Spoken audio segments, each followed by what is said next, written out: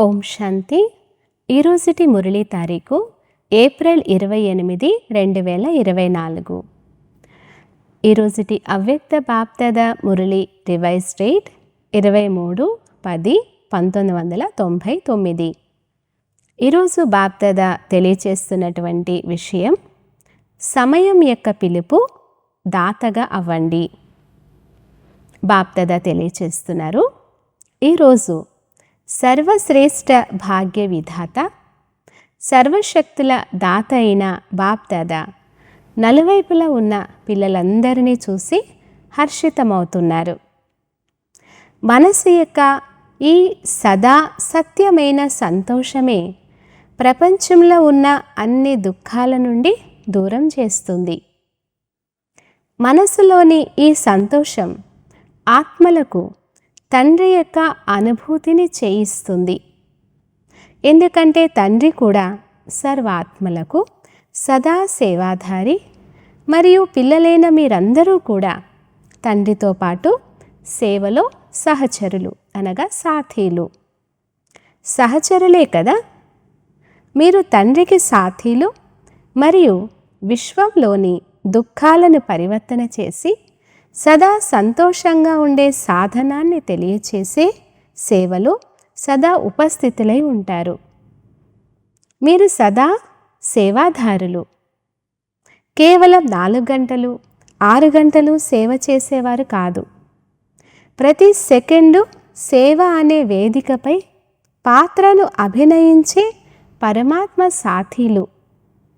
స్మృతి ఎలాగైతే నిరంతరం ఉందో అలా సేవ కూడా నిరంతరం ఉంది. స్వయాన్ని నిరంతర సేవాధారిగా అనుభవం చేస్తున్నారా, లేదా 8-10 గంటల సేవాధారులా? ఈ బ్రాహ్మణ జన్మయే స్మృతి మరియు సేవ కోసం ఉంది. ఇక వేరే ఏమైనా చేయాలా? ఇదే చేయాలి కదా. ప్రతి శ్వాస, ప్రతి సెకండు స్మృతి మరియు సేవ తోడుగా ఉన్నాయా, లేక సేవ చేసే సమయం వేరుగా, స్మృతి చేసే సమయం వేరుగా ఉందా? అలా లేదు కదా. మంచిది. బ్యాలెన్స్ ఉందా? ఒకవేళ 100% సేవ ఉంటే 100% స్మృతి కూడా ఉందా? రెండిటి యొక్క బ్యాలెన్స్ ఉందా? తేడా వచ్చేస్తుంది కదా. కర్మయోగి అంటే అర్థమే కర్మ మరియు స్మృతి, సేవ మరియు స్మృతి రెండింటి యొక్క బ్యాలెన్స్ సమానంగా ఉండాలి. బాప్దాద చెప్తున్నారు, ఇప్పటి సమయానుసారం పిల్లలు ప్రతి ఒక్కరూ దాతాస్థితి యొక్క స్మృతిని ఇంకా పెంచుకోవాలి. స్వ ఉన్నతి పట్ల దాతాస్థితి యొక్క భావం కానీ, సర్వుల పట్ల స్నేహము కానీ ఎమర్జ్ రూపంలో కనిపించాలి. ఎవరెలా ఉన్నా, ఏం జరిగినా నేను ఇవ్వాలి అని భావించాలి. దాతలు సదా బేహద్దు వృత్తిని కలిగి ఉంటారు. హద్దు ఉండదు. అంతేకాక దాతలు సదా సంపన్నంగా నిండుగా ఉంటారు. దాతలు సదా మాస్టర్ క్షమాసాగరులుగా ఉంటారు. దీని కారణంగా వారి స్వంత హద్దు సంస్కారాలు లేక ఇతరుల సంస్కారాలు ఎమర్జ్ అవ్వవు, మర్జ్గా ఉంటాయి. ఎవరు ఇచ్చినా ఇవ్వకపోయినా నేను ఇవ్వాలి, నేను దాతగా అవ్వాలి. ఎవరైనా ఏదైనా సంస్కారానికి వశమై పరవశ ఆత్మగా ఉన్నా ఆ ఆత్మకు నేను సహయోగం ఇవ్వాలి అని భావించండి. అప్పుడు ఎవ్వరి హద్దు సంస్కారాలు కూడా మిమ్మల్ని ప్రభావితం చేయలేవు. బాప్దాద చెప్తున్నారు, మనసును సదా స్వచ్ఛంగా ఉంచుకుంటే నిరంతరం తండ్రి సేవలో సాథీలుగా అవ్వగలరు. బాప్దాద తెలియచేస్తున్నారు, ఏ విషయం జరిగినా దాత అనే పదాన్ని గుర్తుంచుకోండి. ఇచ్చా మాత్రం అవిద్యగా అవ్వాలి.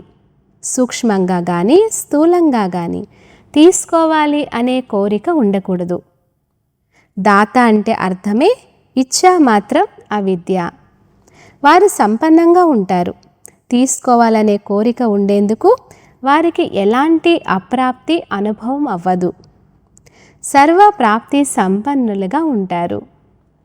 అచ్చా, నలువైపులా ఉన్న సర్వశ్రేష్ఠ తండ్రి సమానంగా దాతృత్వ భావనను ఉంచుకునే శ్రేష్ఠ ఆత్మలకు, నిరంతరము స్మృతి మరియు సేవలో తత్పరులై ఉండేటువంటి పిల్లలకు, పరమాత్మ సేవలో సహయోగి పిల్లలకు, సదా లక్ష్యము మరియు లక్షణాలను సమానంగా చేసుకునేటువంటి పిల్లలకు, సదా తండ్రికి స్నేహిలుగా సమానంగా సమీపంగా తయారయ్యే బాప్దాదా కంటి నక్షత్రాలు, సదా విశ్వ కళ్యాణ భావనలో ఉండే దయాహృదయులు, మాస్టర్ క్షమాసాగరులైన పిల్లలకు, దూరంగా కూర్చొని ఉన్నవారు, మధువనంలో కింద కూర్చున్నవారు మరియు బాప్దాదా ఎదురుగా కూర్చొని ఉన్న పిల్లలందరికీ ప్రియ స్మృతులు మరియు నమస్తే. మురళీ వరదానము. హృదయంలో ఒక్క హృదయాభిరాముణ్ణి ఇముడ్చుకొని ఒక్కరితో సర్వ సంబంధాలను అనుభూతి చేసే సంతుష్ట ఆత్మాభవ. హృదయంలో ఒక్క హృదయాభిరాముణ్ణి ఇముడ్చుకొని ఒక్కరితో సర్వ సంబంధాలను అనుభూతి చేసే సంతుష్ట ఆత్మాభవ. వివరణ. జ్ఞానాన్ని ఇముడ్చుకునే స్థానము బుద్ధి, కానీ ప్రియుడిని ఇముడ్చుకునే స్థానము హృదయం. కొంతమంది ప్రేయసులు బుద్ధిని చాలా నడిపిస్తారు, కానీ బాప్దాదా సత్యమైన హృదయం గలవారిపై రాజీగా ఉంటారు.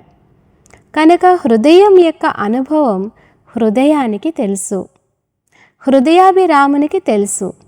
ఎవరైతే హృదయపూర్వకంగా సేవ చేస్తారో లేక స్మృతి చేస్తారో వారికి శ్రమ తక్కువ మరియు సంతుష్టత ఎక్కువగా లభిస్తుంది. హృదయం కలవారు సదా సంతుష్టత యొక్క పాటను పాడుతారు. వారికి సమయానుసారం ఒక్కరితో అనగా బాబాతో సర్వ సంబంధాల అనుభూతి కలుగుతుంది. స్లోగన్. అమృతవేళ ప్లెయిన్ అనగా స్వచ్ఛ బుద్ధి గలవారిగా అయి కూర్చుంటే సేవ యొక్క కొత్త విధానాలు టచ్ అవుతాయి. అమృతవేళ ప్లెయిన్ బుద్ధి గలవారిగా అయి కూర్చుంటే సేవ యొక్క కొత్త విధానాలు టచ్ అవుతాయి. అచ్చా. ఓం శాంతి.